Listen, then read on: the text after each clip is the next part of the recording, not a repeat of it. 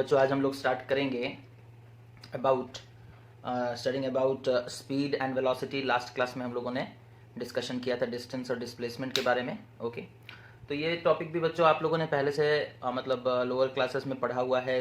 Class 9th में लगभग सारे बच्चों ने पढ़ाई होगा स्पीड और वेलोसिटी के बारे में, उनके डिफरेंसेस के बारे में, है ना। तो हम लोग आज पढ़ते हैं, उन सारी चीज़ों को थोड़ा रिवीजन भी करते हैं और उनका और भी क्या नए फार्मूलाज वगैरह कुछ हम लोगों को मिलते हैं या फिर किस तरीके से हम लोग कुछ और डिफ़िकल्ट प्रॉब्लम्स को सॉल्व करेंगे। इन सारी चीज़ों के बारे में हम लोग देखेंगे। जैसे जैसे ये चैप्टर बढ़ता जाएगा इसका लेवल भी उसी तरीके से थोड़ा थोड़ा इंक्रीज होता जाएगा, है ना। आगे चलकर फिर हम लोग देखेंगे कि इंटीग्रेशन और डेरिवेटिव का मेथड कैसे लगा करके हम लोग इन सारी चीज़ों को सॉल्व कर सकते हैं। बट फिलहाल हम लोग बेसिक्स जो है बच्चों that is the terms related to motion, okay, इन सारी चीज़ों के बारे में पढ़ेंगे। तो सबसे पहले बच्चों स्टार्ट करते हैं स्पीड से। ओके स्पीड क्या होता है, ठीक है, इसके बारे में पहले बात करते हैं। स्पीड क्या होता है, ठीक है। तो स्पीड क्या है बच्चों? The distance travelled okay, the distance traveled by a body, okay, the distance traveled by a body, okay, per unit time, okay, is called or is known as speed of the body, okay, speed of the body, ठीक है। the distance traveled by a body per unit time is known as the speed of the body। तो यहाँ से formula हम लोगों को पता चल जाता है, that is speed is equals to distance by time, है ना। और डिस्टेंस के बारे में हम लोग लास्ट क्लास में डिस्कशन किए थे बच्चों, ठीक है। तो distance by time, okay. Units के बारे में बात करेंगे तो यूनिट्स भी आप लोगों को पता होगा, है ना। एसआई सिस्टम में इसका यूनिट होता है मीटर पर सेकेंड एंड सीजीएस सिस्टम में इसका यूनिट होता है दैट इज सेंटीमीटर पर सेकेंड, ओके। बट एक यूनिट और भी बहुत ज़्यादा यूज़ किया जाता है बच्चों, that is kilometre per our, है ना। एक यूनिट है जो बहुत ज़्यादा यूज़ किया जाता है, that is commonly used unit हम लोग बोल लेते हैं यहाँ पर, ठीक है। Commonly used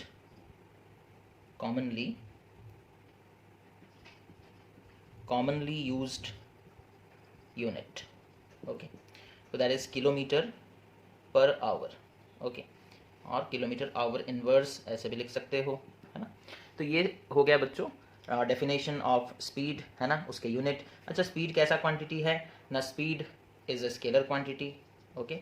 speed is a scalar quantity, okay. That means इसके पास मैग्नीट्यूड होता है बच्चों लेकिन डायरेक्शन का कोई सेंस नहीं होता, है ना। अच्छा और इम्पॉर्टेंट चीज़ क्या है? Speed of a moving body is always positive. Speed of a moving body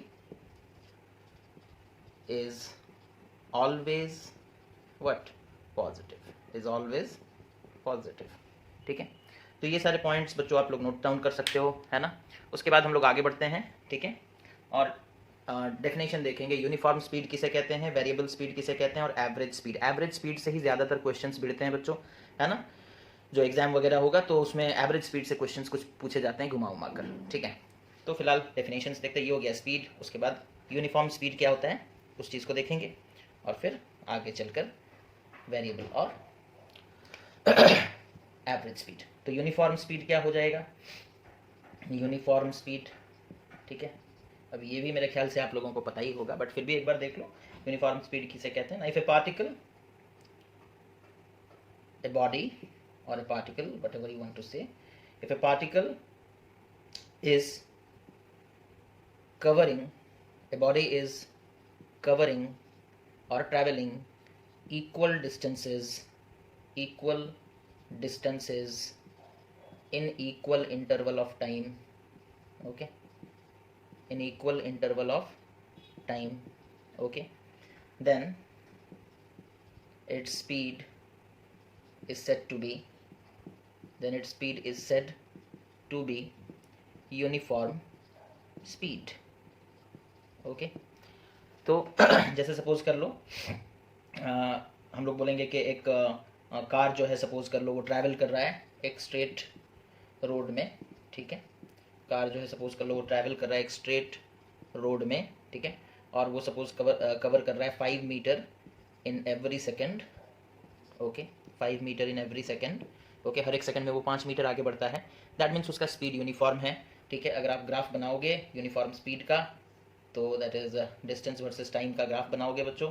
यहाँ अगर सपोज हम लोग टाइम ले लिए, इधर डिस्टेंस ले लिए, तो ग्राफ कैसा आएगा? स्ट्रेट लाइन, है ना, स्ट्रेट लाइन ग्राफ आएगा। ओके, अच्छा।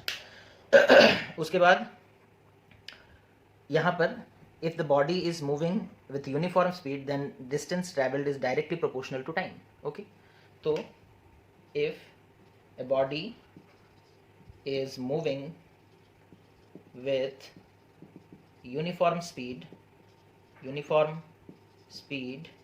then distance traveled is directly proportional to time. Okay, distance traveled is directly proportional to time. Okay, that means अगर हमें बता दिया जाएगा कि क्या बोलते हैं उसे, इतना डिस्टेंस मतलब वो ट्रैवल कर रहा है पर सेकंड के हिसाब से, और बता दिया जाएगा कि स्पीड यूनिफॉर्म है ना, तो हम लोग ये कह सकते हैं कि जो डिस्प्लेसमेंट है वो टाइम पर डिपेंड करता है। कैसे? डायरेक्टली प्रोपोर्शनल है ना। डिस्टेंस का वैल्यू जैसे जैसे चेंज होगा, टाइम का वैल्यू जैसे जैसे चेंज होगा, डिस्टेंस भी उसी हिसाब से अकॉर्डिंगली वो कवर करेगा। ठीक है, अच्छा।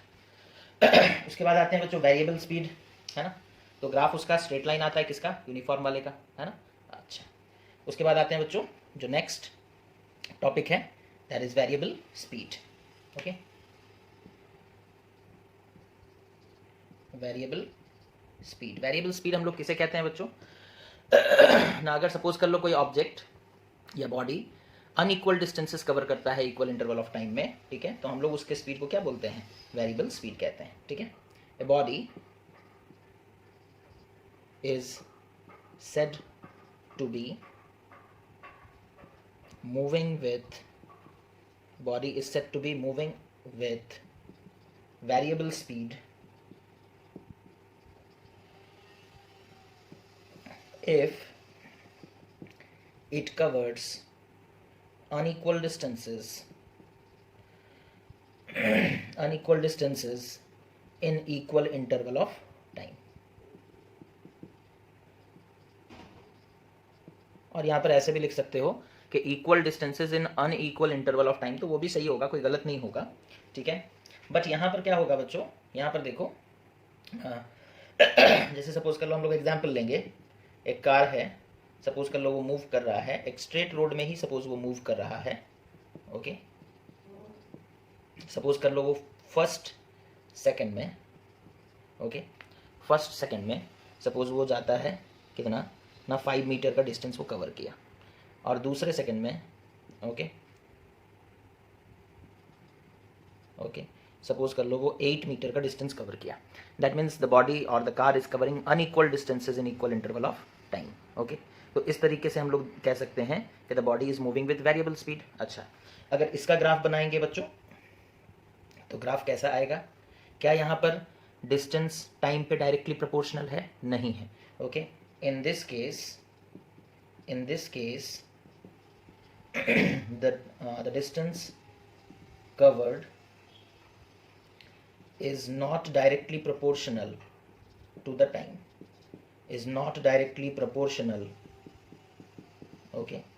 to the time। ठीक है, टाइम के साथ वो डायरेक्टली प्रोपोर्शनल नहीं है। ओके, दैट मीन्स इसका जो ग्राफ आएगा बच्चों वो कर्व आएगा। कैसा आएगा? कर्व आएगा। ठीक है, तो आप अगर कहीं पर डिस्टेंस और टाइम का ग्राफ देखते हो, ठीक है, आप अगर कहीं पर डिस्टेंस और टाइम का ग्राफ देखते हो और वो ग्राफ अगर कर्व है, तो फिर हम लोगों को ये चीज़ समझ जाना चाहिए कि ये किस टाइप के स्पीड को रिप्रेजेंट करता है ना, वेरिएबल स्पीड को रिप्रेजेंट करता है। ठीक है, कौन से टाइप के स्पीड को रिप्रेजेंट करता है? वेरिएबल स्पीड को रिप्रेजेंट करता है। Now moving on to the next topic, variable speed समझ में तो आ ही गया होगा, है ना। अब आगे बढ़ते हैं बच्चों, एवरेज स्पीड के बारे में देखते हैं, है ना।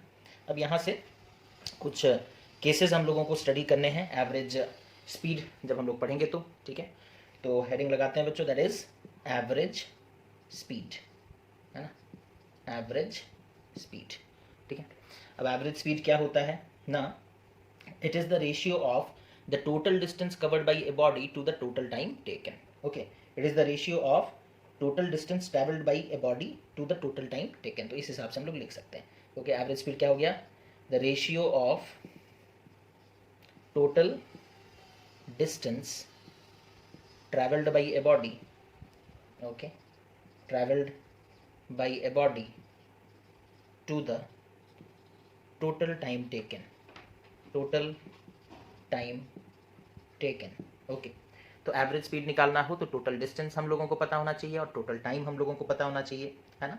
सपोज कर लो let the distance B, let the distance travelled, ठीक है, let the distance travelled B delta X, ठीक है, सपोज कर लो कितना डिस्टेंस ट्रैवल किया है, delta x, and the time taken, and the time taken, and the time taken be delta t. Okay, then average speed can be written as delta x by delta t. Okay, delta x by delta t. Okay, अच्छा, average speed हम लोग कब निकालते हैं बच्चों, जब हम लोगों को पूरे जर्नी का, ठीक है, एक ओवरऑल स्पीड चाहिए होता है ना, एक मीन स्पीड निकालना होता है। तो यहाँ पर जनरली जो टाइम होता है ये वेरी स्मॉल नहीं होता, ठीक है, टाइम जो होता है वो थोड़ा बड़ा होता है, ठीक है, क्योंकि एक और टॉपिक है दैट इज इंस्टेंटेनियस स्पीड, वहाँ पर हम लोग देखेंगे जो टाइम इंटरवल है वो बहुत छोटा है, टाइम इंटरवल जो है वो बहुत ही छोटा है, ठीक है। तो डिफ्रेंशिएट करते हैं एवरेज स्पीड और इंस्टेंटेनियस स्पीड में, कि एवरेज स्पीड में हम ये बोल सकते हैं the time interval is not that much small, okay, but whereas in case of instantaneous speed which we will be reading further, okay, in that case the time interval is very very small, okay। तो इसी के लिए यहाँ पर delta T ये triangle वाला symbol use कर रहे हैं, और जब इंस्टेंटेनियस स्पीड करेंगे तो डी टी, है ना, D T represents a very very small change in time, okay, तो वो चीज़ तब देखेंगे, ओके। अब यहाँ पर हम लोग एवरेज स्पीड के अलग अलग केसेस देखेंगे बच्चों, जहाँ पर हम लोग फार्मूला निकालेंगे, और अगर आप फार्मूला याद कर लेते हो तो अच्छी बात है ना, और अगर याद नहीं रहता है फिर भी हम लोग देख सकते हैं कि किस तरीके से उसे सॉल्व किया जाएगा, ठीक है। So we are going to study to calculate the average speed in different situations, or we can say when different types of information is given to us, that is the data that has been provided are different, okay। सबसे पहला जो case हम लोग study करेंगे बच्चों, that is case number 1, okay, उसमें हम लोग देखेंगे, सपोज कर लो जो बॉडी है बच्चों, है ना, it is covering different distances with different speed, okay, the body is covering different distances, शायद ये दिख नहीं रहा है, the body is covering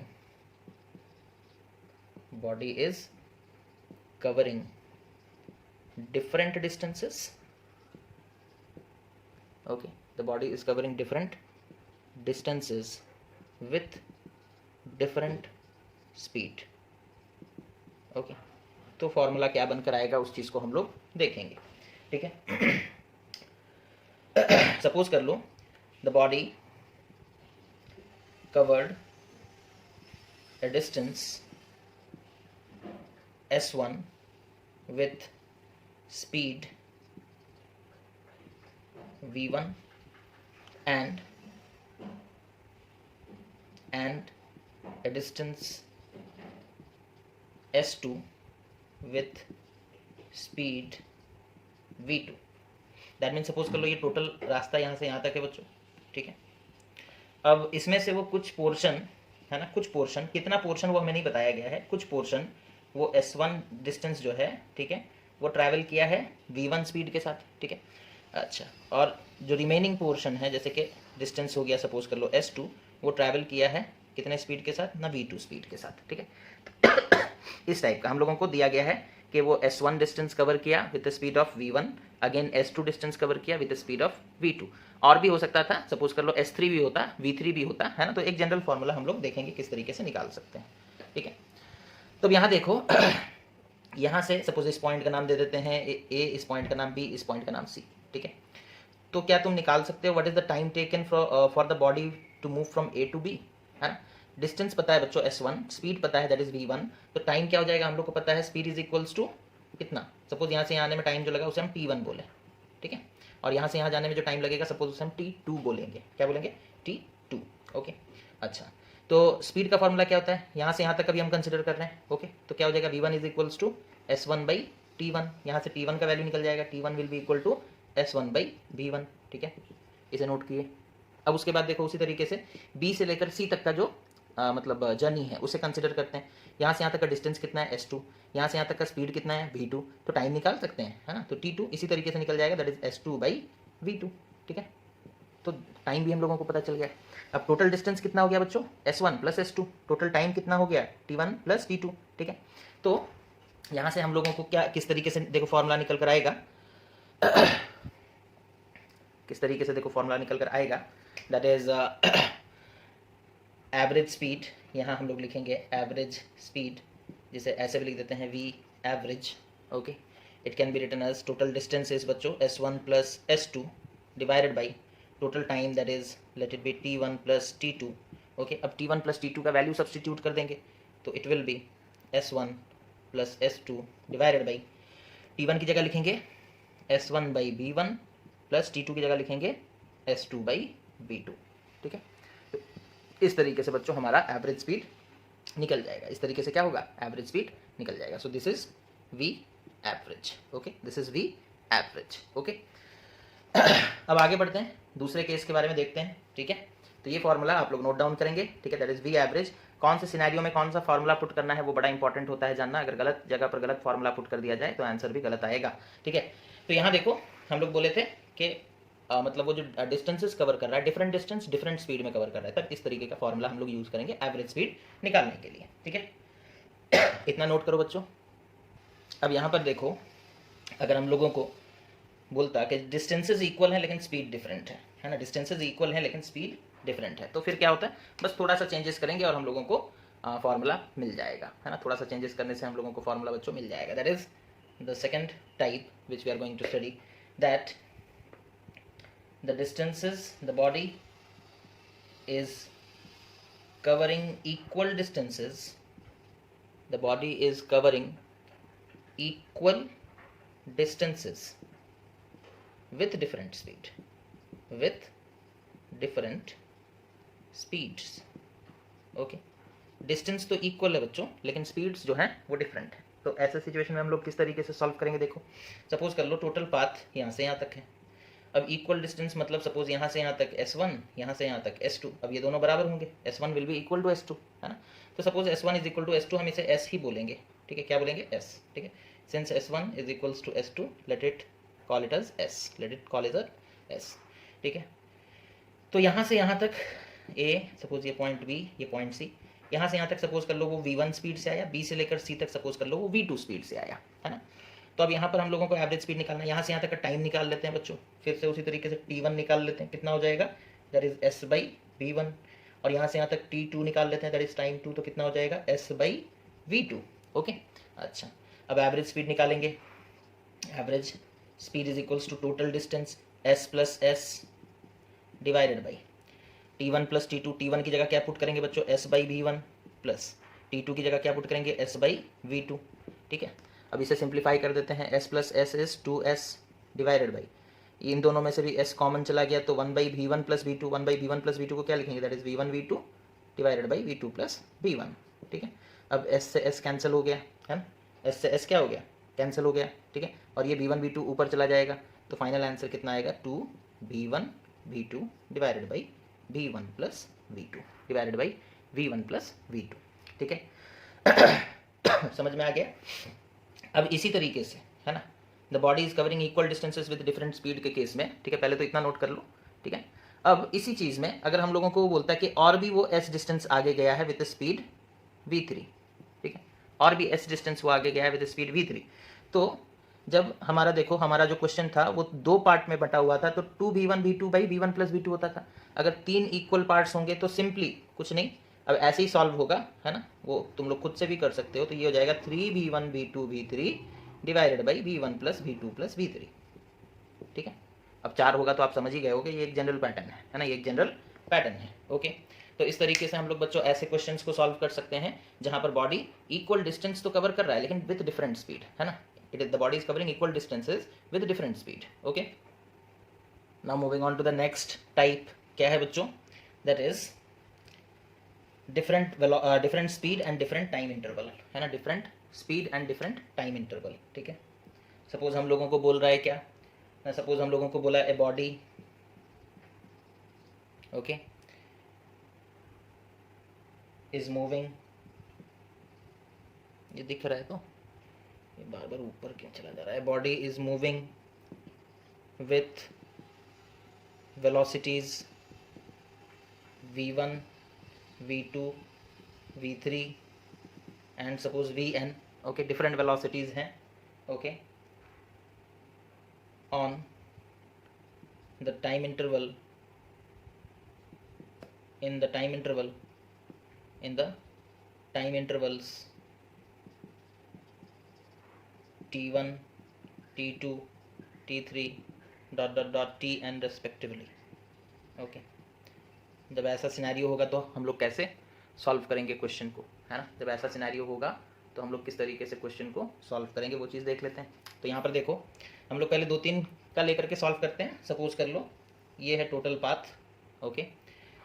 suppose यहाँ से ये 0 सेकेंड है, यहाँ से स्टार्ट हो रहा है बॉडी आफ्टर t1 टाइम, ठीक है। बॉडी यहाँ पहुँचा और यहाँ से यहाँ तक वो कितने स्पीड से आया है, सपोज v1। फिर यहाँ से कुछ आगे चलते हैं यहाँ तक, यहाँ से यहाँ तक दैट इज़ टाइम t2, और यहाँ से यहाँ तक बच्चों वो अपना वेलोसिटी मेंटेन करते हुए v2 स्पीड के साथ आगे बढ़ा है, ठीक है। उसके बाद सपोज यहाँ से यहाँ तक टाइम t3 लगा उसे, और यहाँ से यहाँ तक वो एक पर्टिकुलर स्पीड v3 के साथ आया है, ठीक है।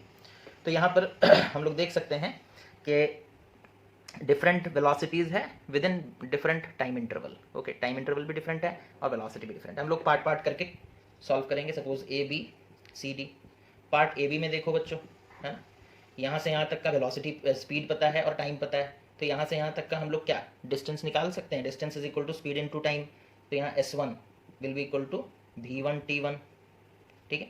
उसी तरीके से पार्ट बी सी में, है ना, बी से लेकर सी तक उसका जो डिस्टेंस होगा, सपोज उसे s2 बोलते हैं, है ना, उसे क्या बोलते हैं s2, तो वो कितना हो जाएगा बी से लेकर सी तक का स्पीड इंटू बी से लेकर सी तक आने में जो लगा टाइम, ठीक है, दैट इज v2 t2।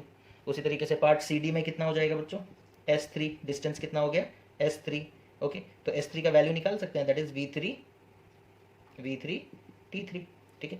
अब एवरेज स्पीड कैसे निकालते हैं, total distance s1 plus s2 plus s3, है ना, s1 plus s2 plus s3 divided by total time that is t1 plus t2 plus t3, है ना। अब हमारे क्वेश्चन में s1 s2 s3 तो दिया नहीं था, हम लोगों ने निकाला है, तो सब्सटीट्यूट कर देंगे वैल्यूज़, है ना।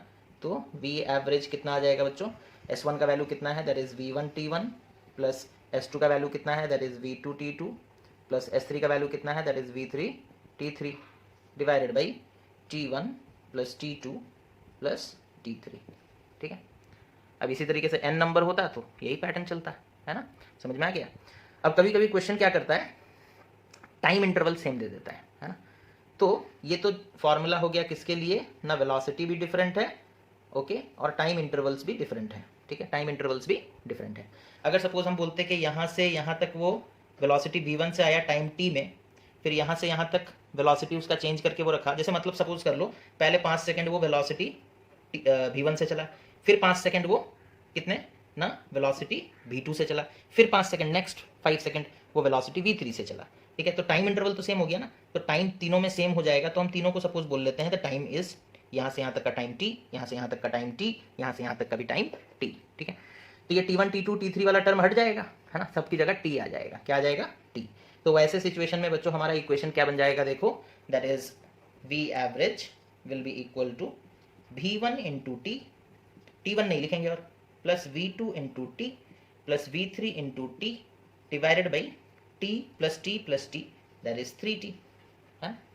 इसे सिंप्लीफाई करेंगे, ऊपर में देखो t कॉमन है, तो t into v1 plus v2 plus v3, ठीक है, डिवाइडेड बाई 3t, t से t मर गया बच्चों, क्या बचा, दैट इज क्या बचा अब, that is v1 plus v2 plus v3, v1 plus v2 plus v3 divided by 3, तीन पार्ट्स में हमें दिया गया था, इसी के लिए v1 v2 v3, 2 पार्ट होता तो v1 plus v2 by 2, 4 part होता तो v1 plus v2 plus v3 plus v4 divided by 4, है ना। तो समझ में आ गया, अगर टाइम इंटरवल सेम होगा तो ये इक्वेशन निकल कर आएगा v एवरेज का, और अगर वेलोसिटी भी डिफरेंट है, टाइम इंटरवल भी डिफरेंट है, तो फिर ये इक्वेशन निकल कर आएगा बच्चों किसका, v एवरेज यानी कि एवरेज स्पीड का, ठीक है। अब फाइनली मूव करेंगे हम लोग इंस्टेंटेनियस स्पीड के बारे में, देखेंगे क्या है वो, है ना।